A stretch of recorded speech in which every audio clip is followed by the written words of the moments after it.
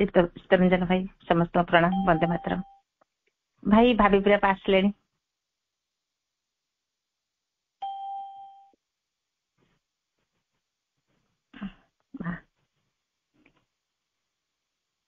प्रार्थनारे आस हे मा, प्रार्थनारे आस, प्रार्थनारे आस हे मा, प्रार्थनारे आस। पागलिनी मु प्रेम रे तुम, पागलिनी मु प्रेम रे तुम, झुरुछि निशि दिवस, झुरुछि निशि दिवस। प्रार्थना रे आस हे मा, प्रार्थना रे आस।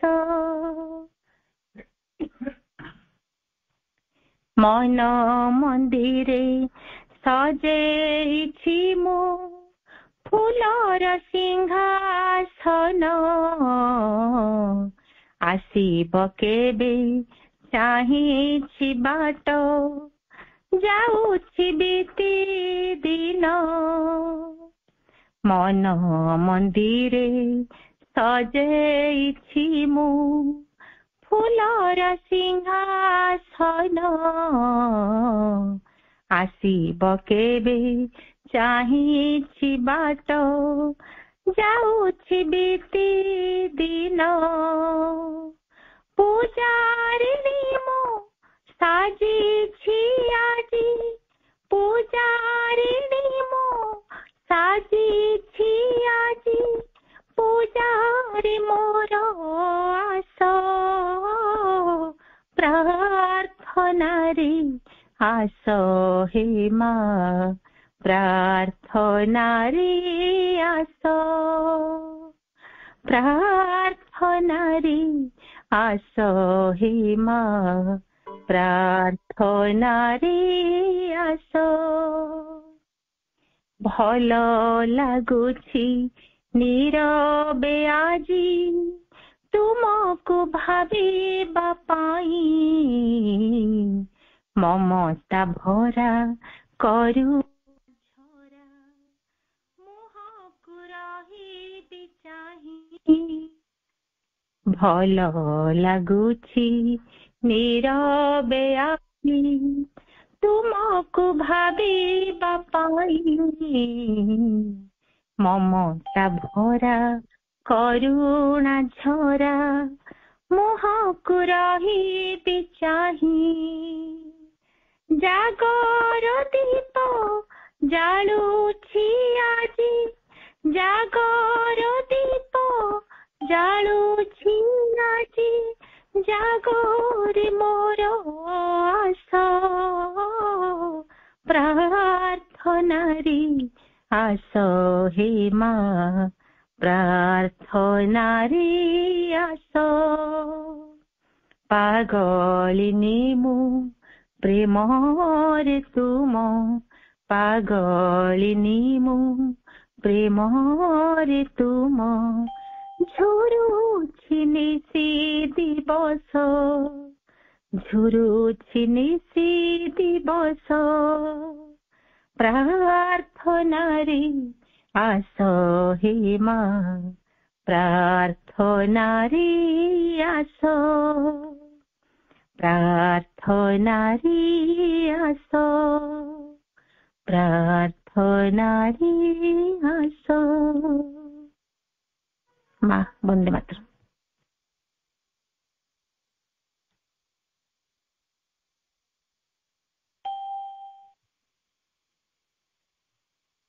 परम करुणामयी दिव्यजननी श्रीमा परम प्रभु श्री अरविंद श्रीपाद पद्म अशेष प्रणति और सर्विस ऑनलाइन पाठचक्र योगदान करथिबा समस्त मातृभूमि भाई को मोर सादर सप्रेम नमस्कार। समस्त तरफ मां पाखरे विनम्र कृतज्ञता। ତାଙ୍କରି କୃପାରୁ ଆମକୁ ପ୍ରାପ୍ତ ହେଇଛି ଅପୂର୍ବ ସତ୍ସଙ୍ଗର ସାନ୍ନିଧ୍ୟ,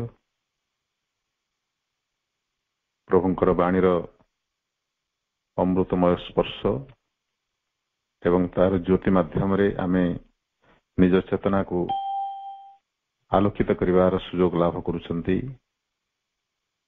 ଏଇଟା ପ୍ରକୃତରେ ବହୁତ ବଡ଼ ସୌଭାଗ୍ୟ। ତେଣୁ ମାଙ୍କୁ, ପ୍ରଭୁଙ୍କୁ ସବୁବେଳେ ଅଶେଷ ଅଶେଷ କୃତଜ୍ଞତା ଜଣାଇବା, ପ୍ରତି ମୁହୂର୍ତ୍ତରେ ଏ କୃତଜ୍ଞତାର ଭାବଟିକୁ ବଜାୟ ରଖିବା। ପ୍ରଭୁଙ୍କର ପତ୍ରାବଳୀରୁ ସଂଗୃହୀତ ପୁସ୍ତିକା ଯୋଗ ପ୍ରଦୀପ, ତାର ଅଧ୍ୟୟନ ଆମର ଜାରି ରହିଛି। ସାଧକମାନଙ୍କର ବିଭିନ୍ନ ଜିଜ୍ଞାସାର ଉତ୍ତର, ଯାହା ସମସ୍ତଙ୍କ ପାଇଁ ପ୍ରଯୁଜ୍ୟ, ପ୍ରାସଙ୍ଗିକ ଏବଂ ଯୋଗ ପଥରେ ଆମର ଅନେକ ସନ୍ଦେହ ମୋଚନ କରିବା ପାଇଁ ଏ ପତ୍ର ଗୁଡ଼ିକ ଯଥେଷ୍ଟ। ଆମକୁ ଯୋଗ ପଥରେ ମାର୍ଗଦର୍ଶନ କରିବା ପାଇଁ, ଠିକ ରାସ୍ତାରେ ନେଇଯିବା ପାଇଁ ଏବଂ ଆବଶ୍ୟକୀୟ ଦ୍ୱନ୍ଦ୍ୱର ସମାଧାନ କରି ବିଭିନ୍ନ ଜିଜ୍ଞାସାର ଉତ୍ତର ପ୍ରଦାନ କରି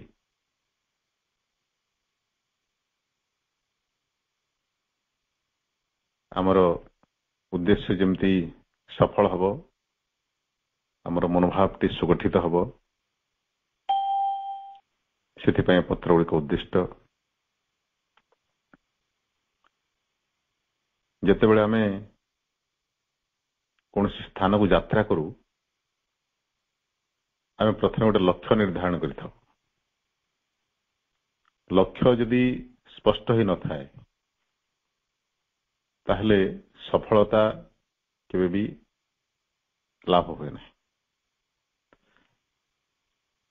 ଯେକୌଣସି କାର୍ଯ୍ୟର ସଫଳତା ପାଇଁ ଲକ୍ଷ୍ୟ ପ୍ରଥମେ ସୁସ୍ପଷ୍ଟ, ସୁନିର୍ଦ୍ଧାରିତ ହୋଇଥିବା ଦରକାର।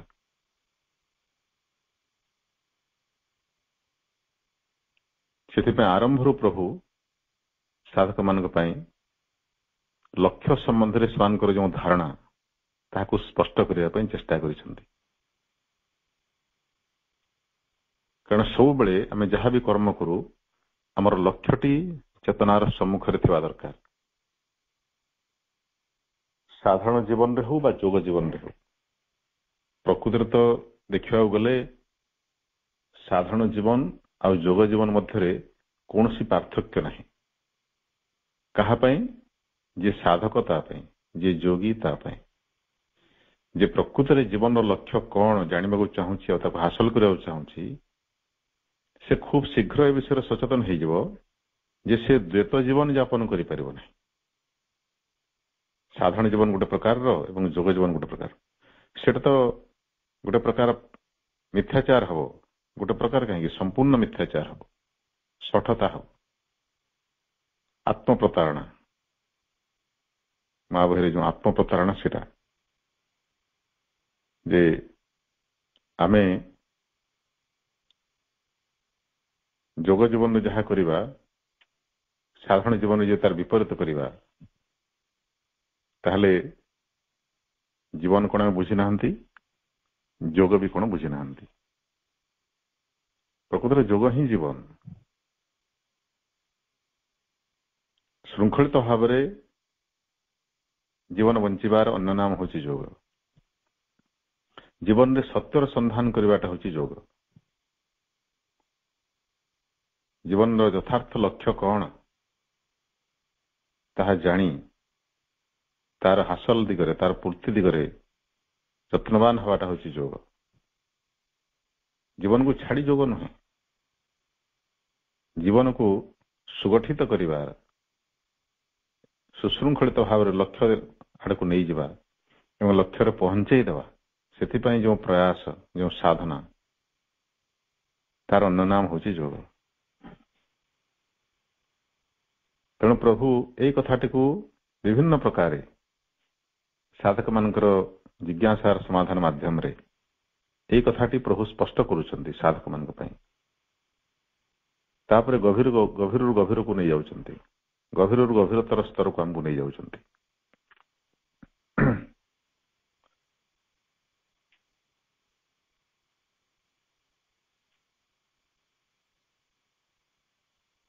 ଇଂରାଜୀ ବହିର 3ୟ ପୃଷ୍ଠା ଏବଂ ଓଡ଼ିଆ ବହିର 5ମ ପୃଷ୍ଠା, ଯୋଉଟା ଆଜି ଆମେ ଅଧ୍ୟୟନ କରିବା, ସେଠି ପ୍ରଭୁ ଆମର ମାନବ ଚେତନାର ସଂରଚନା ସମ୍ପର୍କରେ କହୁଛନ୍ତି। ଆମର ଆଧାରଟି କେମିତି ଗଠିତ ହେଇଛି? ପ୍ରାଣ ପରିଚାଳିତ ବା ଜୀବନ୍ତ ଏକ ଜଡ଼ ଶରୀର, ଯାକୁ ନିର୍ଦ୍ଦେଶ ଦେଉଛି ମନ, ଏବଂ এই ମନପ୍ରାଣ ଶରୀର, ଏ 3ଟି କୋଷ, ସେମାନେ ଯାହାର ଆଧାରରେ ତିଷ୍ଠି ରହିଛନ୍ତି, ସେ ଆଧାରଟା ହେଉଛି ଆମର ଆତ୍ମା, ଅନ୍ତରାତ୍ମା। ଏବଂ ଏଇଟା ଗଠିତ କେମିତି ହେଲା? ପ୍ରଥମେ ତ ଏ ପୃଥିବୀରେ କିଛି ନଥିଲା। ସଚ୍ଚିଦାନନ୍ଦ ପରମ ବ୍ରହ୍ମ ସେ ନିଜକୁ ଯେତେବେଳେ ବିଭିନ୍ନ ଗୁଣ ଦ୍ୱାରା ଆବୃତ କଲେ, ଇନଭଲ୍ଭ କଲେ ବା ଲୁଚେଇ ଦେଲେ, ସରଳ ଭାଷାରେ କହିବାକୁ ଗଲେ, ସେଥିରୁ ସୃଷ୍ଟି ହେଲା ପ୍ରଥମେ ଜଡ଼ ଉପାଦାନ। ପ୍ରକୃତରେ ପ୍ରଥମ ନୁହେଁ, ପ୍ରଥମେ ତ ସୃଷ୍ଟି ହେଲା ଆନନ୍ଦମୟ କୋଷ। ଯେତେବେଳେ ସବୁଠୁ କମ୍ ଆବୃତ କଲେ, ଆନନ୍ଦମୟ କୋଷ ସୃଷ୍ଟି ହେଲା। କାରଣ ଆବୃତ ନ କରିବା ପର୍ଯ୍ୟନ୍ତ ସୃଷ୍ଟି ସମ୍ଭବ ନୁହେଁ। ଗୁଣ ଧାରଣ ନ କରିବା ପର୍ଯ୍ୟନ୍ତ ସୃଷ୍ଟି ସମ୍ଭବ ନୁହେଁ। କିନ୍ତୁ ଆନନ୍ଦମୟ ବ୍ରହ୍ମ ଏତେ କମ୍ ପରିମାଣରେ ଆବୃତ ଯେ ଆବୃତ ନହେଲା ସଦୃଶ। ତେଣୁ ସେଠି ସଚ୍ଚିଦାନନ୍ଦଙ୍କର ପୂର୍ଣ୍ଣ ଗୁଣ ପ୍ରକାଶିତ ହୁଏ। ସଚ୍ଚିତ୍ ଆନନ୍ଦ, ଏମାନେ 3ଟି ଅଲଗା ଅଲଗା ସ୍ତର ହେଲେ ମଧ୍ୟ ପରସ୍ପର ସହିତ ଓତପ୍ରୋତ ହେଇକି ରହିଥାନ୍ତି। ସଚେତନ ମଧ୍ୟରେ ଅନ୍ୟ 2ଟି ଯାକ ଚିତ୍ ଶକ୍ତି ଏବଂ ଆନନ୍ଦ, ଆନନ୍ଦ ମଧ୍ୟରେ ସତ୍ ଏବଂ ଚିଦ୍ଗତତା ବା ଚିତ୍ ଶକ୍ତି, ଏବଂ ଚିତ୍ ଶକ୍ତି ମଧ୍ୟରେ ସଚେତନା ଏବଂ ଆନନ୍ଦମୟ ଚେତନା, ଏମାନେ ପରସ୍ପର ସହିତ ଓତପ୍ରୋତ ହେଇଥାନ୍ତି। ଏ 3ଟି ସ୍ତର ସୃଷ୍ଟି ହେଲା ପରେ, ସଚ୍ଚିଦାନନ୍ଦ ସୃଷ୍ଟି ହେଲା ପରେ, ତାପରେ ଆଉ ଟିକେ ଯେତେବେଳେ ଆବୃତ କଲେ ଅତି ମାନସ ବିଜ୍ଞାନମୟ କୋଷ, ଆଉ ଟିକେ ଆବୃତ କଲା ପରେ ମନମୟ, ତାପରେ ପ୍ରାଣମୟ, ତାପରେ ଅନ୍ନମୟ। ଅନ୍ନମୟ ସ୍ତରର ପୁଣି ସର୍ବନିମ୍ନ ସ୍ତର, ଜଳତମ ଅନ୍ଧକାରତମ ସ୍ତର, ଏତିକି ପର୍ଯ୍ୟନ୍ତ ସେ ଆବୃତ କରିକି ନିଜକୁ ନେଇଗଲେ। ତାପରେ କହିଲେ ବହୁତ ହେଇଗଲା, ଲେଟ୍ ଅସ୍ କମ୍ ବ୍ୟାକ୍। ସେଇଠୁ ଆରମ୍ଭ ହେଲା ବିବର୍ତ୍ତନ, Bahuda Yatra.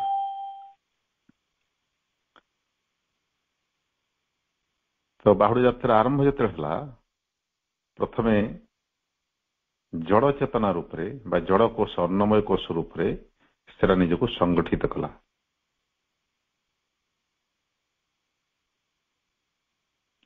Only matter is at first organized, ପ୍ରଭୁ ଲେଖିଲେ ଏଠି। ପ୍ରଥମେ ଜଡ଼ ନିଜକୁ ସଂଗୃହୀତ କଲା ବା ପ୍ରକାଶିତ କଲା।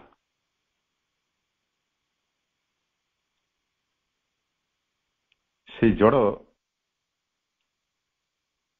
ଜଡ଼ ଭିତରେ ଅନ୍ୟ ସବୁ ଗୁଡାକ ରହିଛନ୍ତି। ପ୍ରାଣ ଚେତନା, ମନ ଚେତନା, ବିଜ୍ଞାନମୟ ଚେତନା, ସଚ୍ଚିଦାନନ୍ଦ, ସମସ୍ତେ ତା ଭିତରେ ଆବୃତ ହେଇକି ରହିଛନ୍ତି। ଯେମିତି କଢ ଭିତରେ ଫୁଲଟେ ଲୁଚିକି ରହିଥାଏ ଏବଂ ଗୋଟିଏ ପରେ ଗୋଟେ ପାଖୁଡା ତାର ଫିଟିବାର ଲାଗିଥାଏ। ବିବର୍ତ୍ତନଟା ପ୍ରକୃତରେ ସେଇଟା, ଗୋଟେ ବ୍ଲୋସମିଂ, ଗୋଟେ ପ୍ରସ୍ଫୁଟନର ପ୍ରକ୍ରିୟା। ଗୋଟେ ପରେ ଗୋଟେ ସୁସୁପ୍ତ ଶକ୍ତି, ସୁସୁପ୍ତ ଚେତନା ବିକଶିତ ହେବାର ଲାଗିଛି, ଫୁଲର ପାଖୁଡା ଖୋଲିବାର ଲାଗିଛି। ଜଡ଼ ଚେତନା ଭିତରେ ସଂଗୁପ୍ତ ପ୍ରାଣ ଚେତନା କେମିତି ଉଦ୍ଭବ ହେଲା? ଯେତେବେଳେ ଉର୍ଦ୍ଧ୍ୱରୁ ସେ ପ୍ରାଣ ଶକ୍ତି ସେଠି ଅବତରଣ କଲା। ଊର୍ଦ୍ଧ୍ୱରୁ ଗୋଟେ ଶକ୍ତି ଅବତରଣ କଲେ ନିମ୍ନରେ ଯେଉଁ ସୁସୁପ୍ତ ଅବସ୍ଥାରେ ଥାଏ ଗୋଟେ ଶକ୍ତି ବା ତାର କାଉଣ୍ଟର ପାର୍ଟ ସେ ପ୍ରକଟିତ ହୁଏ। ଏଇଟା ହଉଛି ଏଇ ବିବର୍ତ୍ତନର ପ୍ରକ୍ରିୟା। ତାପରେ ସେମିତି ମନଚେତନା ଊର୍ଦ୍ଧ୍ୱରୁ ଅବତରଣ କଲା ପରେ ସେଇ ଜଡ଼ ପ୍ରାଣ ଅର୍ଥାତ୍ ପ୍ରାଣୀ ଦେହରେ ଯେଉଁ ମନଚେତନାଟି ସଂଗୁପ୍ତ ଭାବରେ ରହିଥିଲା ସେଟା ପୁଣି ବିକଶିତ ହେଇଗଲା, ମଣିଷ ସୃଷ୍ଟି ହେଲା। ମନଚେତନା ପରେ ବର୍ତ୍ତମାନ ବିଜ୍ଞାନମୟ ଚେତନା ଅବତରଣ କରୁଛି ବା କରିସାରିଛି। ତେଣୁ ଆମ ଭିତରେ, ମଣିଷ ଭିତରେ ଯେଉଁ ବିଜ୍ଞାନମୟ ଚେତନାଟି ସୁସୁପ୍ତ ଭାବରେ ରହିଛି ତାହା ଜାଗ୍ରତ ହେଇଯିବ। ଯେତେବେଳେ ଜଡ଼ ଭିତରେ ପ୍ରାଣ ସଞ୍ଚାରୀ ଥିଲା, ପ୍ରାଣ ନେତୃତ୍ୱ ନେଲା, ପ୍ରାଣ ପରିଚାଳିତ କଲା ଜଡ଼କୁ। ଯେତେବେଳେ ମନ ଅବତରଣ କରିଗଲା, ମନ ବିକଶିତ ହେଇଗଲା ନିମ୍ନ ଚେତନାରେ, ସେତେବେଳେ ମନ ନେତୃତ୍ୱ ନେଇଗଲା। ଏବେ ଆସିଛି ଅତିମାନସର ପାଳି। ଅତିମାନସ ଯେତେବେଳେ ନେତୃତ୍ୱ ନେବ ସେତେବେଳେ ସବୁ କିଛି ବଦଳିଯିବ। କାରଣ ମନର ସାମର୍ଥ୍ୟ ନାହିଁ ସେତିକି। ଅତିମାନସ ବିଜ୍ଞାନମୟ କୋଷର ଯେତିକି ସାମର୍ଥ୍ୟ ମନର କଳ୍ପନାତୀତ। ଲକ୍ଷେ ଗୁଣ କହିଲେ ବି ଭୁଲ ହବ, ମାନେ କେତେ ଗୁଣ ଯେ କହିହବ ନାହିଁ। ଏତେ ଅଧିକ ସାମର୍ଥ୍ୟର ଅଧିକାରୀ ବିଜ୍ଞାନମୟ ଚେତନା ଯେତେବେଳେ এই ନିମ୍ନ ଚେତନା ସକଳକୁ ଅଧିକାର କରିବ ଏବଂ ପରିଚାଳିତ କରିବ, ତାହେଲେ କେତେ ଭିନ୍ନ ହେଇଯିବ ସେଇ ସଂସାରର ରୂପରେଖ। ଆମେ ସହଜରେ ତ ଅନୁମାନ କରିପାରିବା ନାହିଁ, କିଛିଟା ଅନୁମାନ କରିପାରିବା। ଏତିକି ଅନୁମାନ କରିବା ଯେ ସେଟା ଅନୁମାନର ଅତୀତ ବୋଲି ଅନୁମାନ କରିବା, ଆମର କଳ୍ପନାର ଅତୀତ।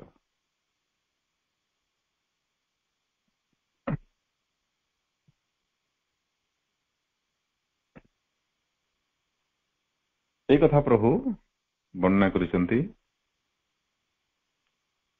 এই ପତ୍ରରେ। Now supermind is to descend so as to create a supramental race. ଯେତେବେଳେ ପ୍ରଭୁ ଏଟା ଲେଖିଥିଲେ ବୋଧେ ସେତେବେଳେ ତାଙ୍କର ସେ ସିଦ୍ଧି ପ୍ରାପ୍ତ ହୋଇନଥିଲା, କିନ୍ତୁ ଯାହା ସେ ଲେଖିଛନ୍ତି ତାହା ପରବର୍ତ୍ତୀ କାଳରେ ବାସ୍ତବତାରେ ପରିଣତ ହେଇଛି। ଆମେ ସମସ୍ତେ ଜାଣୁ ଅତିମାନସ ଶକ୍ତିକୁ ଅବତରଣ କରାଇ ଆମମାନଙ୍କର ଗ୍ରହଣଶୀଳତାର ଅଭାବରୁ ହିଁ ପ୍ରଭୁଙ୍କୁ ସ୍ଥୂଳ ଶରୀର ତ୍ୟାଗ କରିବାକୁ ପଡ଼ିଲା ଏବଂ ଆମ ଭିତରେ ଗ୍ରହଣଶୀଳତା ବିକଶିତ କରିବା ପାଇଁ ସେ ସଦା ସର୍ବଦା କାର୍ଯ୍ୟରତ। ସେ ଅତିମାନସ ଶକ୍ତି ଯିଏକି ଅବତରଣ କରିଛି, ଆମର ଚେତନା ତାକୁ ଗୋଟାପଣେ ଗ୍ରହଣ କରିବା ପାଇଁ, ତାକୁ ଏଲାଓ କରିବା ପାଇଁ ନିଜ ଭିତରେ ସମ୍ମତ ହେଇନାହିଁ। ଆମ ସହିତ ଏକାତ୍ମ ହେଇକରି, ଆମ ଚେତନା ସହିତ ଏକାତ୍ମ ହେଇକରି, ଓତପ୍ରୋତ ହେଇକରି, ଆମ ଭିତରେ ପ୍ରବେଶ କରିକରି ପ୍ରଭୁ ଆମକୁ ଭିତରୁ ଗ୍ରହଣଶୀଳ କରିବାକୁ ଚେଷ୍ଟା କରୁଛନ୍ତି। ତଦ୍ୱାରା ସେ ଅତିମାନସ ଶକ୍ତି ଆମ ଭିତରେ କ୍ରିୟା କରିବ। ନିମ୍ନରେ ଅପ୍ରକଟ ଥିବା ଅତିମାନସ ଶକ୍ତି ପ୍ରକଟ ହୁଏ ବୋଲି ମା ବହିରେ ପ୍ରଥମ ଅଧ୍ୟାୟ ଲେଖିଛନ୍ତି ପ୍ରଭୁ।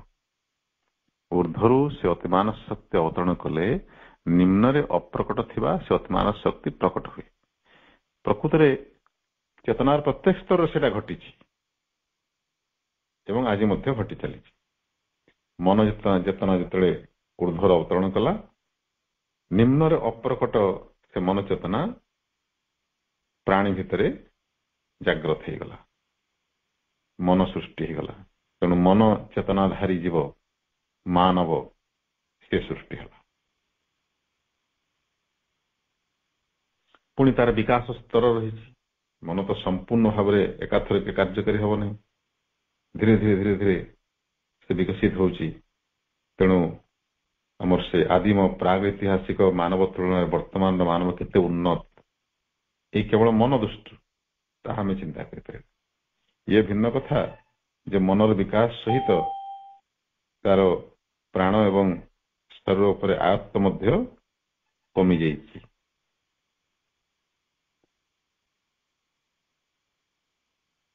କିଛି ଭଗବାନଙ୍କର ଉଦ୍ଦେଶ୍ୟ ପୂର୍ତ୍ତିରେ ଏଇଟା ମଧ୍ୟ ତାଙ୍କର ଲୀଳା। ନିଶ୍ଚିତ ଭାବେ ଏହା ଦ୍ୱାରା ସେ କିଛି ଶିଖେଇବାକୁ ଚାହୁଁଛନ୍ତି ମଣିଷକୁ, ବା ଆଉ କିଛି ଚେତନାର ବିକାଶ କରାଇବା ପାଇଁ ଚାହୁଁଛନ୍ତି।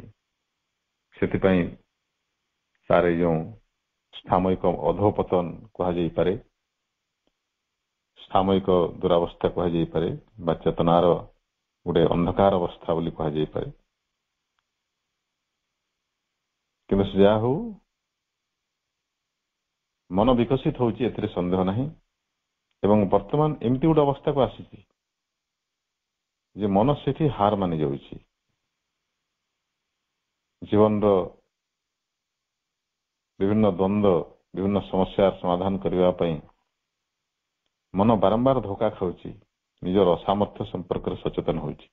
ତେଣୁ ତା ଭିତରେ ଏମିତି ଗୋଟେ ଆସ୍ପୃହା ଜାଗ୍ରତ ହେଉଛି ଯେ ୟାଠାରୁ କିଛି ବେଟର, କିଛି ଅଧିକ ଯୋଗ୍ୟ, ଅଧିକ ସକ୍ଷମ ଗୋଟେ ଚେତନା ଶକ୍ତି ମତେ ଦିଅ ପ୍ରଭୁ। ତା ଭିତରେ ଅଜ୍ଞାତ ସାରରେ ଏଇ ପ୍ରାର୍ଥନାଟି ଛୁଟି ଯାଉଛି ଭଗବାନଙ୍କର। ଏବଂ ଏଇଟା ହିଁ ତ ଆସ୍ପୃହା, ଏଇଟା ହେଉଛି ଆମର କୋଷମାନଙ୍କର ଆସ୍ପୃହା। ଆମେ ପାଟିରେ ନ କହିଲେ କଣ ହେଲା, ଯିଏ ସଚେତନ ଭାବରେ ନିଜର ଚେତନାକୁ ଏ ଦିଗରେ ପ୍ରୟୋଗ କରୁଛି ଆହୁରି ଭଲ, ସେ ଆହୁରି ଶୀଘ୍ର ଉନ୍ନତି କରିବ। ଏଇଟା ହିଁ ତ ପାର୍ଥକ୍ୟ ଜଣେ ସାଧକ ଆଉ ସାଧାରଣ ମଣିଷ ଭିତରେ। ସାଧାରଣ ମଣିଷ ଭିତରେ ଏପରିକି ଗଛ ବୃକ୍ଷ, ବିଭିନ୍ନ ପ୍ରାଣୀ, ଇତର ପ୍ରାଣୀମାନଙ୍କ ମଧ୍ୟରେ ବି ଆସ୍ପୃହାଟା ପ୍ରକାଶିତ ହେଉଛି, କିନ୍ତୁ ସଚେତନ ଭାବରେ ନୁହେଁ, ପ୍ରଗାଢ଼ ଭାବରେ ନୁହେଁ। ପ୍ରକୃତି ତାଙ୍କୁ ଠେଲିକରି ନେଇଯାଉଛି, ସେ ଆସ୍ପୃହା ତାଙ୍କ ଦ୍ୱାରା ପ୍ରକୃତି କରୁଛି ତାଙ୍କ ମାଧ୍ୟମରେ। କିନ୍ତୁ ମଣିଷ ସଚେତନ ଜୀବ ହେଇଥିବାରୁ ସେ ନିଜେ ଇଚ୍ଛା କରିକରି ଭଲୁଣ୍ଟାରିଲି ସେଟା କରୁଛି। ସେ ଭଲୁଣ୍ଟାରୀ ଏବଂ ଇନଭଲୁଣ୍ଟାରୀ ଭିତରେ ହେଉଛି ଗୋଟେ ବିରାଟ ବ୍ୟବଧାନ। ସଚେତନ ଭାବରେ କରାଯାଉଥିବା କର୍ମ ଅତି ଶୀଘ୍ର ଫଳ ଦିଏ, ପ୍ରଭାବଶାଳୀ ହେଇଥାଏ, ସ୍ଥାୟୀ ହେଇଥାଏ ତାର ପ୍ରଭାବ। ତେଣୁ ମଣିଷମାନଙ୍କ ଭିତରେ ଯେଉଁମାନେ ସଚେତନ, ଯେଉଁମାନେ ନିଜର ବିବର୍ତ୍ତନ ପ୍ରକ୍ରିୟାକୁ ତ୍ୱରାନ୍ୱିତ କରିବାରେ ଆଗ୍ରହୀ, ଯେଉଁମାନେ ଏଇ ଜୀବନରେ ହିଁ ଲକ୍ଷ୍ୟ ପ୍ରାପ୍ତି କରିବା ପାଇଁ ସଂକଳ୍ପବଦ୍ଧ, ସେମାନେ ହେଉଛନ୍ତି ଯୋଗୀ ପଦବାଚ୍ୟ।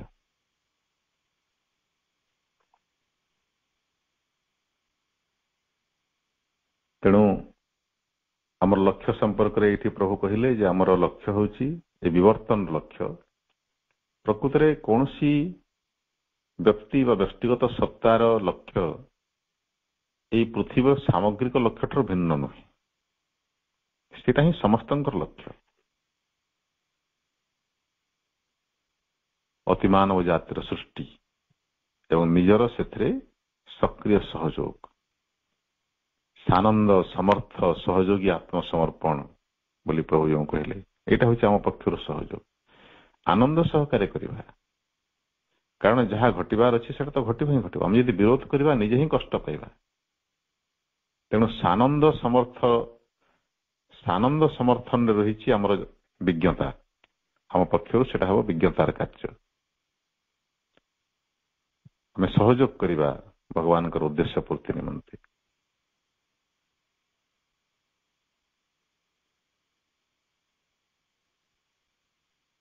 ତାପରେ ପୁରୁଷ ପ୍ରକୃତିର ସମ୍ପର୍କ, ତାଙ୍କ ଲୀଳା ଏବଂ ପ୍ରଭୁଙ୍କର ଯେଉଁ ଯୋଗ ମାର୍ଗ, ଯାହାକୁ ପୂର୍ଣ୍ଣ ଯୋଗ ବୋଲି ଆମେ କହୁଛୁ, ସେଥିରେ ଏଇ ପୁରୁଷ ପ୍ରକୃତିର ଭୂମିକା କଣ ସେ ସମ୍ପର୍କରେ ମଧ୍ୟ ପ୍ରଭୁ ସ୍ପଷ୍ଟ କରୁଛନ୍ତି। କିଛି ସାଧକ ମାନଙ୍କର ନିଶ୍ଚୟ ଜିଜ୍ଞାସା ଥିବ ଏ ସମ୍ପର୍କରେ। ପୁରାତନ ଯୁଗ ଗୁଡିକରେ ମୁକ୍ତି କହିଲେ ସେମାନେ ବୁଝୁଥିଲେ କେବଳ ପୁରୁଷର ମୁକ୍ତି, ଚେତନାର ଦୁଇଟି ଅଂଶ ବା ଦୁଇଟି ଦିଗ, ଗୋଟେ ପୁରୁଷ ଗୋଟେ ପ୍ରକୃତି। ସଂକଳ୍ପ ଅଂଶଟି ହେଉଛି ପୁରୁଷ ଏବଂ ସଂକଳ୍ପକୁ କାର୍ଯ୍ୟକାରୀ କରିବାର ଅଂଶ ହେଉଛି ପ୍ରକୃତି। ପ୍ରତ୍ୟେକ ସ୍ତରରେ ପୁରୁଷ ପ୍ରକୃତି ରହିଛନ୍ତି। ବିଜ୍ଞାନମୟ ପୁରୁଷ, ବିଜ୍ଞାନମୟ ପ୍ରକୃତି, ମନୋମୟ ପୁରୁଷ, ମନୋମୟ ପ୍ରକୃତି, ପ୍ରାଣମୟ ପୁରୁଷ, ପ୍ରାଣମୟ ପ୍ରକୃତି, ଅନ୍ନମୟ ପୁରୁଷ, ଅନ୍ନମୟ ପ୍ରକୃତି। ପୁରୁଷ କିଏ? ପ୍ରକୃତିରେ ସେ ହେଉଛନ୍ତି ଅନ୍ତରାତ୍ମା। ଅନ୍ତରାତ୍ମାଙ୍କର ଯେଉଁ ସ୍ଥିର ଅଚଳ ସଂକଳ୍ପ ଅଂଶ, ତାଙ୍କର ସଂକଳ୍ପକୁ ଯିଏ କାର୍ଯ୍ୟକାରୀ କରେ ସେଟା ହେଉଛି ପ୍ରକୃତି। ସେ ପ୍ରକୃତି ମଧ୍ୟ ଅନ୍ତରାତ୍ମାଙ୍କର ଗୋଟେ ଆସ୍ପେକ୍ଟ, କ୍ରିଏଟିଭ ଆସ୍ପେକ୍ଟ, ଗୋଟେ ଦିଗ, ସୃଜନଶୀଳ ଦିଗ। ତେବେ ଯଦି ସେ ଅନ୍ତରାତ୍ମା ସବୁଠି ପୁରୁଷ ଉପରେ ରହିଛନ୍ତି, ତାହେଲେ ପାର୍ଥକ୍ୟ କଣ? ପାର୍ଥକ୍ୟ ହେଲା ସେ କେତେ ଅଧୀନତା ସ୍ୱୀକାର କରିଛନ୍ତି ପ୍ରକୃତିର। ଅନ୍ନମୟ କ୍ଷେତ୍ରରେ ବା ଜଡ଼ କ୍ଷେତ୍ରରେ ତାଙ୍କର ଅଧୀନତାଟା ସର୍ବାଧିକ, ମୁକ୍ତି ସର୍ବନିମ୍ନ। ବିଜ୍ଞାନମୟ ସ୍ତରରେ ମୁକ୍ତି ସର୍ବାଧିକ, ଅଧୀନତା ସର୍ବନିମ୍ନ। ସେ ଅନୁସାରେ ଆମେ ଅନୁପାତଟା ସ୍ଥିର କରିପାରିବା। ମନୋମୟ ସ୍ତରରେ ସେଠି ମଧ୍ୟ ବିଜ୍ଞାନମୟ ତୁଳନାରେ ପୁରୁଷଙ୍କର ଅଧୀନତା ଅଧିକ, କିନ୍ତୁ ଅନ୍ନମୟ ତୁଳନାରେ ବହୁତ କମ୍।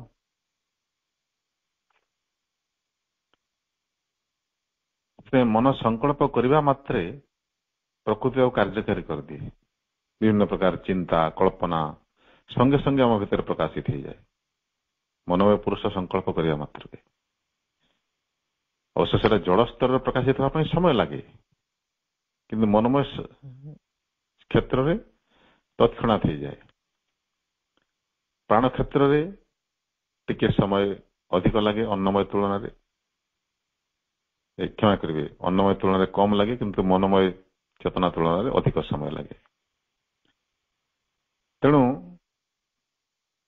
ଅନ୍ନମୟ, ପ୍ରାଣମୟ, ମନୋମୟ, ବିଜ୍ଞାନମୟ, এই ଚାରିଟି ସ୍ତରକୁ ଆମେ ଦେଖିବା, ସେଠି ପୁରୁଷ ଅନ୍ନମୟ ସ୍ତରରେ ସର୍ବାପେକ୍ଷା ଅଧିକ ଆବୃତ। ତାଙ୍କୁ ସେ ଆବୃତ୍ତିରୁ ମୁକ୍ତ କରିବା ପାଇଁ ପ୍ରକୃତି ନିଜେ ଯୋଗ କରିଛି, ପ୍ରକୃତି ଆସ୍ପୃହା କରିଛି। ଯଦି ବହୁତ ଦୀର୍ଘ ସମୟ ଲାଗିଛି, କେତେ ଲକ୍ଷ କୋଟି ବର୍ଷ ଲାଗିଛି, ତଥାପି ତାର ଆସ୍ପୃହାର ଫଳସ୍ୱରୂପ ସେଠି ପ୍ରାଣର ସଞ୍ଚାର ହେଇଛି। ପୁରୁଷ ଟିକେ କମ୍ ଆବୃତ ହେଲେ, ବର୍ତ୍ତମାନ ସେ ଅଧିକ ସମର୍ଥ ହେଲେ। ତେଣୁ ପ୍ରାଣ ପ୍ରକୃତିରେ କେତେ ଗତିଶୀଳତା, କେତେ ଦ୍ରୁତ ପରିବର୍ତ୍ତନ ସବୁ ସଂଘଟିତ ହେଲା। ପ୍ରକୃତରେ ପୁରୁଷ ଯେତିକି ଯେତିକି ମୁକ୍ତ ହେଉଛନ୍ତି, ସମୟର ବ୍ୟବଧାନ ସେତିକି କମି କମି ଯାଉଛି। ମାନେ ଯୋଉ କାର୍ଯ୍ୟ ନିମ୍ନ ଚେତନାରେ ଲକ୍ଷ ବର୍ଷ ଲାଗୁଥିଲା, ତାଠୁ ପରବର୍ତ୍ତୀ ଷ୍ଟେପରେ ସେଟା 1000 ବର୍ଷ ଭିତରେ ହେଇଯିବ। ମାନେ ହାରାହାରି ଗୋଟେ ଆନୁପାତିକ ଗୋଟେ ଧାରଣା ସୃଷ୍ଟି କରିବା ପାଇଁ ମୁଁ କହୁଛି। ଗାଣିତିକ ଦୃଷ୍ଟିରୁ ସେଟା ସଠିକ ହେଇନପାରେ, କେବଳ ବୁଝିବା ପାଇଁ। ସେମିତି ପ୍ରାଣମୟ ସ୍ତରରେ ଯୋଉ କାର୍ଯ୍ୟ 1000 ବର୍ଷ ଲାଗିଥାନ୍ତା, ମନୋମୟ ସ୍ତରରେ ଗୋଟେ ବର୍ଷ ଭିତରେ ସେଟା ହେଇଯିବ। ମନୋମୟ ସ୍ତରରେ ଯାହାକୁ 1000 ବର୍ଷ ଲାଗିବ, ବିଜ୍ଞାନମୟ ଚେତନାରେ ଗୋଟେ ମୁହୂର୍ତ୍ତରେ ସେଟା ହେଇଯିବ। କାରଣ ପୁରୁଷଙ୍କର ସାମର୍ଥ୍ୟ ଯେତିକି ଉନ୍ମୋଚିତ ହେଉଛି, ଯେତିକି ସେ ସ୍ୱାଧୀନ ହେଉଛନ୍ତି, ତାଙ୍କର ସଂକଳ୍ପ ସେତେ ଶୀଘ୍ର ସେଠି କାର୍ଯ୍ୟକାରୀ ହେଉଛି। ତେଣୁ ଉଚ୍ଚତର ସର୍ବୋଚ୍ଚ ଚେତନାରେ ସେଠି ଆଉ ସମୟ ନାହିଁ, କାରଣ ସଂକଳ୍ପ ମାତ୍ରକେ ସେଟା କାର୍ଯ୍ୟକାରୀ ହେଲା। ଯୋଉଠି ବିଳମ୍ବ ହେଉଛି, ସେଥିପାଇଁ ସମୟ ଗୋଟେ ଫ୍ୟାକ୍ଟର ଆସୁଛି। ସେଠି ସମୟଟା ସେ ସୃଷ୍ଟି ହେଇଛି। ଉତ୍ତର ଚେତନାରେ ଆଉ ସେଠି ସମୟ ନାହିଁ, ସେଟା କାଳାତୀତ।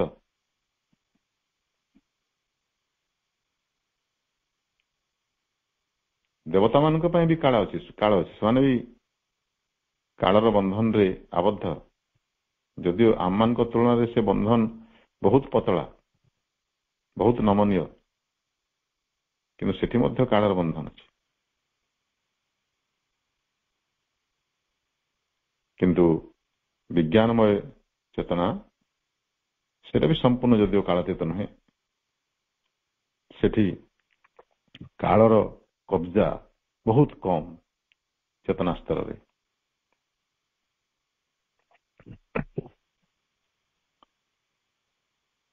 ତେଣୁ ସବୁ ଶାଶ୍ୱତ ଚେତନା ବୋଲି କୁହାଯାଏ। ଚିରନ୍ତନ, ଚିରନ୍ତନ ମାନେ କାଳାତୀତ, ଯୋଉଠି କାଳର ଅଧୀନତା ନାହିଁ, ସେଠି ସ୍ଥାନର ଅଧୀନତା ମଧ୍ୟ ନାହିଁ, ଆକାର ଆକୃତିର ଅଧୀନତା ସେଟା ମଧ୍ୟ ନାହିଁ। ତେଣୁ ତାଠୁ ଉର୍ଦ୍ଧ୍ୱତର ଚେତନା ପୁଣି ସଚ୍ଚିଦାନନ୍ଦ ଚେତନା, ସେ କେମିତି ହେଇଥିବ ଆମେ ଆଦୌ କିଛି ଧାରଣା କରିପାରିବାନି ସେ ସମ୍ପର୍କରେ।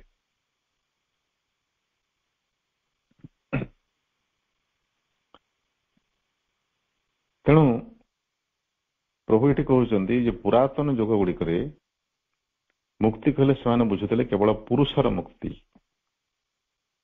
କିନ୍ତୁ ପ୍ରକୃତି ଯେଉଁ ଅବସ୍ଥାରେ ଥିଲା ସେ ଅବସ୍ଥାରେ ରହୁଥିଲା। ପୁରୁଷଙ୍କ ସହିତ ଏକାତ୍ମ ହେଇକରି ସେମାନେ ଅନୁଭବ କରୁଥିଲେ ମୁକ୍ତିର ସ୍ୱାଦ। କାରଣ ପୁରୁଷ ତ ପ୍ରକୃତରେ ନିତ୍ୟ ମୁକ୍ତ, ସେ ଇଚ୍ଛା କରି ଆବରଣକୁ ନିଜ ଭିତରେ ଗ୍ରହଣ କରିଛନ୍ତି, କିନ୍ତୁ ସିଏ ପ୍ରକୃତରେ ଆବଦ୍ଧ ନୁହନ୍ତି। ଯେଉଁ ମୁହୂର୍ତ୍ତରେ ଚାହିଁବେ ନିଜର ମୁକ୍ତି, ନିଜର ଶୁଦ୍ଧତା ଅନୁଭବ କରିପାରିବେ।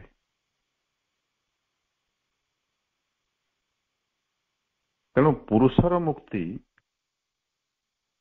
ଅନୁଭବ କରିବାଟା, ଯାହାକି ପୁରାତନ ଯୁଗରେ ଜୀବନର ଲକ୍ଷ୍ୟ ଥିଲା, ସାଧନାର ଲକ୍ଷ୍ୟ ଥିଲା,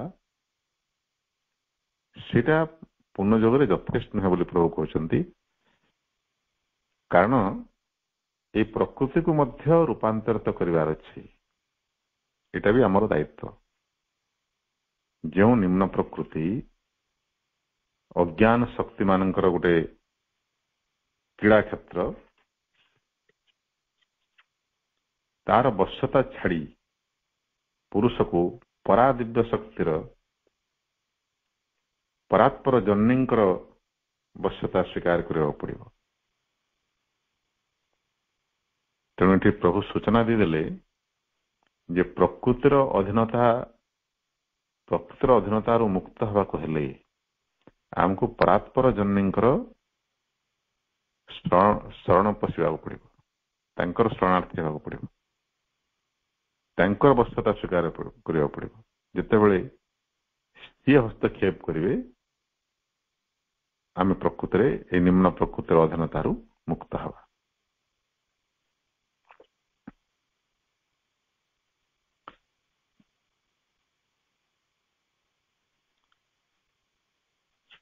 এই ପରାତ୍ପର ଜନନୀଙ୍କୁ ଆମେ ଅନେକ ସମୟରେ ପ୍ରକୃତି ଶକ୍ତି ବୋଲି ଭୁଲ ଧାରଣା କରିଥାଉ। ଏଇଟା ଗୋଟେ ଗୁରୁତ୍ୱପୂର୍ଣ୍ଣ ଅଂଶ, ତାଙ୍କ ଭିତରେ ଏ ଧାରଣା ରହିଥାଏ। କିନ୍ତୁ ପ୍ରକୃତି ହେଉଛନ୍ତି ଆଦ୍ୟ ପରାଶକ୍ତି, ଦିବ୍ୟ ଜନନୀ, ଏବଂ ପୁରୁଷ ହେଉଛନ୍ତି ଭଗବାନ ପରମ ବ୍ରହ୍ମ। ସେମିତି ନୁହେଁ। ପ୍ରଭୁ କହୁଛନ୍ତି it is a mistake to identify the mother with the lower prakriti.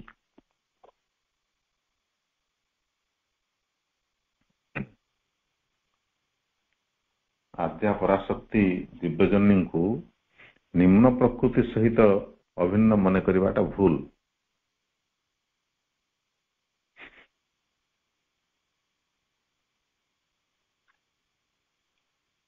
Prakriti here is a mechanism only which has been put forth for the working of the evolutionary ignorance. ପ୍ରକୃତି ବୋଲି ଆମେ ଯାହା କହୁଛୁ ସେଟା ଗୋଟେ ପ୍ରକ୍ରିୟା, ଗୋଟେ ଯନ୍ତ୍ର, ଗୋଟେ ମେକାନିଜମ, ଗୋଟେ ଇନଷ୍ଟ୍ରୁମେଣ୍ଟ। এই ବିବର୍ତ୍ତନକୁ ଆଗେଇ ନେବା ପାଇଁ ଗୋଟେ ବ୍ୟବସ୍ଥା ସୃଷ୍ଟି କରିଛନ୍ତି ଭଗବାନ ପରମ ପୁରୁଷ। ସେ ବ୍ୟବସ୍ଥାଟା ହେଉଛି ପ୍ରକୃତି, ସେଟା ମଧ୍ୟ ଜନନୀ, ମେଟେରିଆଲ ମଦର ବୋଲି ପ୍ରଭୁ ଲେଖିଛନ୍ତି ଗୋଟେ ଜାଗାରେ, ତାର ମଧ୍ୟ ଗୋଟେ ସାମର୍ଥ୍ୟ ଅଛି, ଭଗବାନ ଦେଇଛନ୍ତି ସୃଜନକାରୀ ସାମର୍ଥ୍ୟ, ସେଥିପାଇଁ ତାକୁ ଜନନୀ ବୋଲି କହିବା। କିନ୍ତୁ ସେ ଦିବ୍ୟଜନନୀ ସିଏ ପ୍ରକୃତି ନୁହନ୍ତି।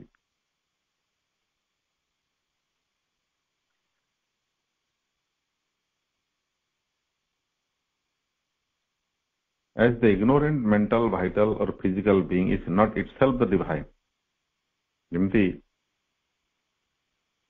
ଆମର ଏଇ ମନ, ପ୍ରାଣ ଏବଂ ଅନ୍ନମୟ କୋଷ ଏଟା ନିଜେ ସମ୍ପୂର୍ଣ୍ଣ ଭଗବାନ ନୁହେଁ, ଭଗବାନଠାରୁ ଆସିଛି ବା ଭଗବାନ ନିଜକୁ ଏଇ ଅବସ୍ଥାରେ ଆଣିକି ରଖିଛନ୍ତି, କିନ୍ତୁ ଇଏ ସମ୍ପୂର୍ଣ୍ଣ ଭଗବାନ ଏମିତି ଧାରଣା କରିବାଟା ଭୁଲ। ଆମେ ଅନେକ ସମୟରେ ଏମିତି ଯୁକ୍ତି କରୁ, ଯଦି ସବୁକିଛି ଭଗବାନ ତାହେଲେ ଯେତେ ସବୁ ଅସଙ୍ଗତି ଏଠି ଅଛି, ଅଭାଗବତ ଜିନିଷ ଅଛି, ଅଦିବ୍ୟ ଜିନିଷ ଗୁଡାକ, ସେ ସବୁ ବି ଯଦି ଭଗବାନ, ତାହେଲେ ଆମେ ବିରୋଧ କାହାକୁ କରିବା? କାହା ବିରୁଦ୍ଧରେ କାହିଁକି ଛିଡା ହେବା? ଆମେ ଏତେ ସଂଘର୍ଷ କାହିଁକି କରିବା ଯଦି ସବୁ କିଛି ଭଗବାନ?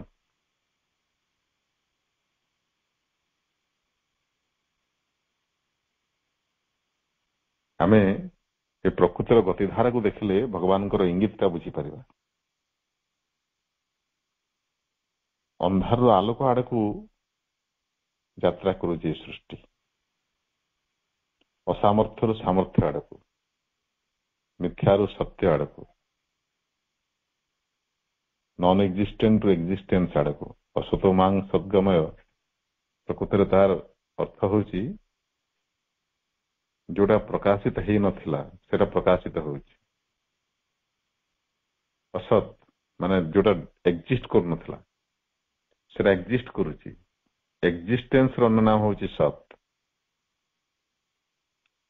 ତେଣୁ କୁହାଯାଏ ସତ୍ ଚେତନା ହଉଛି ଭଗବାନଙ୍କର ଶରୀର, ମାନେ ଯାହା ଏକ୍ଜିଷ୍ଟ କରୁଛି।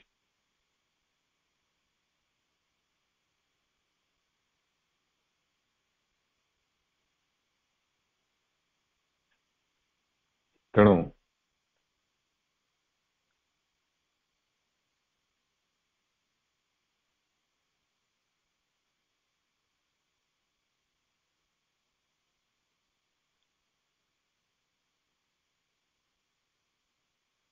ଏଇ ଯୋଉ ସଚେତନା, ଚିତ୍ ଶକ୍ତି ଏବଂ ଆନନ୍ଦମୟ ବ୍ରହ୍ମ, ଏମାନେ ନିଜକୁ ଆବୃତ କରିଛନ୍ତି ମନ, ପ୍ରାଣ, ଶରୀର ରୂପରେ। ମନ ହେଲା ଆନନ୍ଦମୟ ଚେତନାର ଲୋର କାଉଣ୍ଟର ପାର୍ଟ, ପ୍ରାଣ ହେଲା ଚିତ୍ ଶକ୍ତି, ସେଇ ସଚ୍ଚିଦାନନ୍ଦଙ୍କର ଯେଉଁ ଚିତ୍ ଅଂଶ, ତାର ଲୋର କାଉଣ୍ଟର ପାର୍ଟ। ସେମିତି ଏ ଅନ୍ନମୟ କୋଷ, ଜଡ କୋଷ, ଏଇଟା ହେଲା ସଚେତନାର ଲୋର କାଉଣ୍ଟର ପାର୍ଟ। ଏଇ ଅପରା ପ୍ରକୃତିରେ ଏଇ ଯେଉଁ ତିନୋଟି ଚେତନା, ପରା ପ୍ରକୃତିରେ ଯଥାକ୍ରମେ ସଚ୍ଚିଦାନନ୍ଦ, ଶରୀର ପ୍ରାଣ ମନ ଯଥାକ୍ରମେ ସଚ୍ଚିଦାନନ୍ଦଙ୍କର ଗୋଟେ ଗୋଟେ ବିକୃତ ବା ଆବୃତ ରୂପ।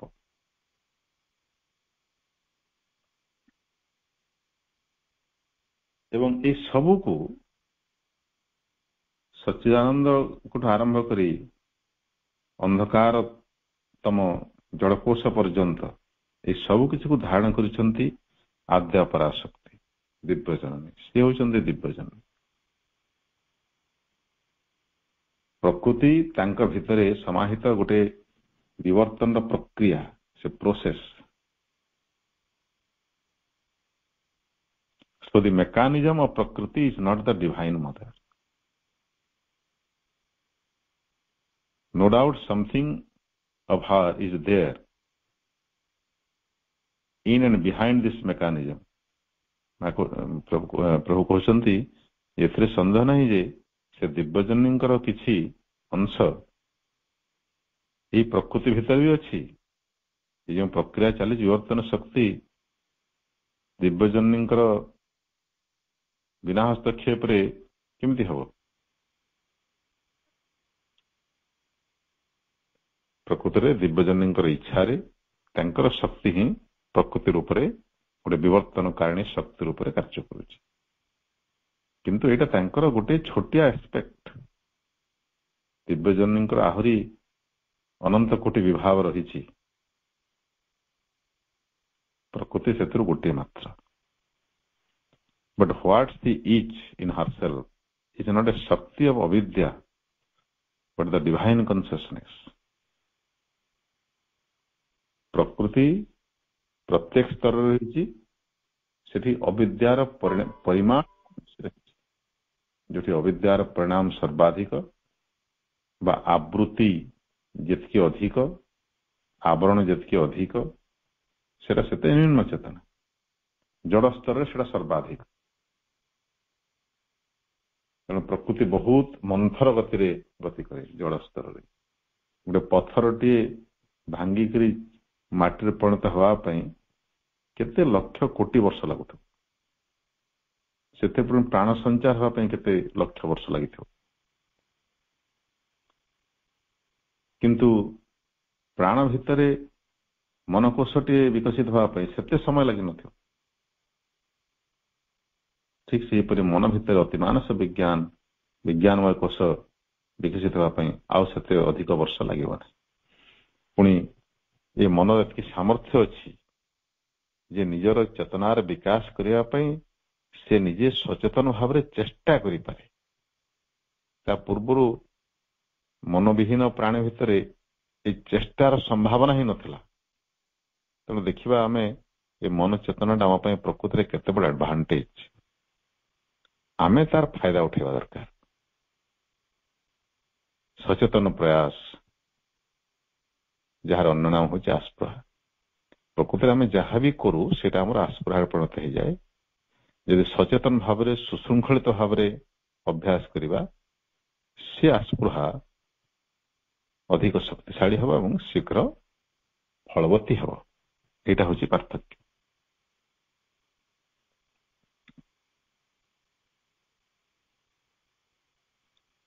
ତେଣୁ ଡିଭାଇନ ମଦର ପ୍ରଭୁଟି କହୁଛନ୍ତି,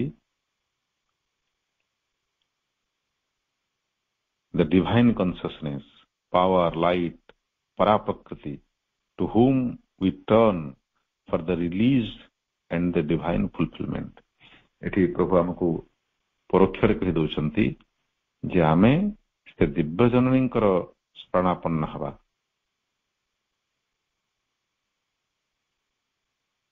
ତାଙ୍କର ଶକ୍ତି, ଆଲୋକ, ପରାପ୍ରକୃତି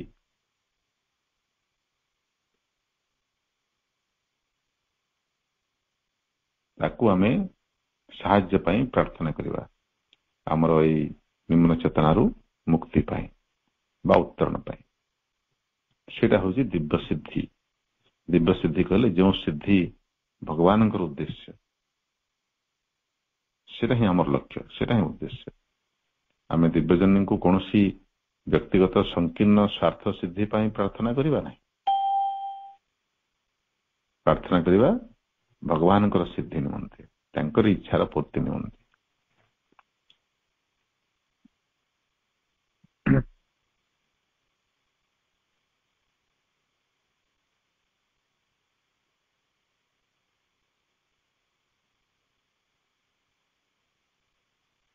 ସେଇ ପୁରୁଷ ପ୍ରକୃତି ଭେଦ ସମ୍ପର୍କରେ ଆଉ ଟିକେ ଅଧିକ କହୁଛନ୍ତି ପ୍ରଭୁ ଏଠି ପରବର୍ତ୍ତୀ ପାରାଗ୍ରାଫରେ। ସେଇ ପତ୍ରରେ ଯେତେବେଳେ ଆମେ ପୁରୁଷ ଚେତନାରେ ଶାନ୍ତି, ମୁକ୍ତି ଏବଂ ଶକ୍ତିରାଜର ଲୀଳାକୁ ଗୋଟେ ସାକ୍ଷୀ ଭାବରେ, ନିରାସକ୍ତ ଭାବରେ ଦେଖିବାର ଯେଉଁ ସାମର୍ଥ୍ୟ ଲାଭ କରୁ,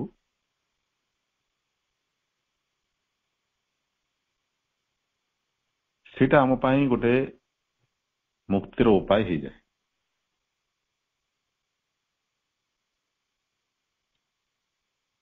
ପ୍ରକୃତ ଯେତେବେଳେ ଆମେ ଅନ୍ତର୍ମୁଖୀ ହଉ ନିଜ ଭିତରେ ପୁରୁଷଙ୍କୁ ଅନୁଭବ କରିବା ପାଇଁ ଚେଷ୍ଟା କରୁ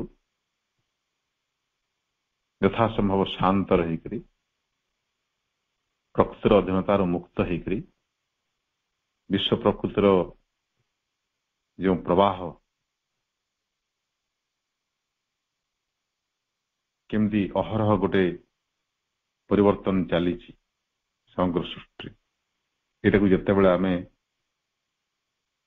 ନିଜ ଶରୀର ବାହାରେ ଛିଡା ହେଇକି ଅନୁଭବ କରୁ ଦେଖୁ ନିଜକୁ ମଧ୍ୟ ଦେଖୁ ତା ଭିତରେ ପ୍ରକୃତି ହାତରେ କେମିତି ଏଇ ଜୀବଟି ଏଇ ଯନ୍ତ୍ରଟି ଗୋଟେ କ୍ରୀଡ଼ାରତ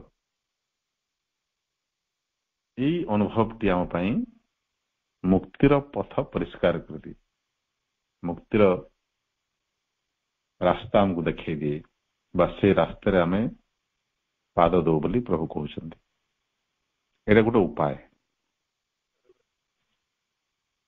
the calm the detachment a peaceful strength and joy atmarati must be brought down into the vital and physical as well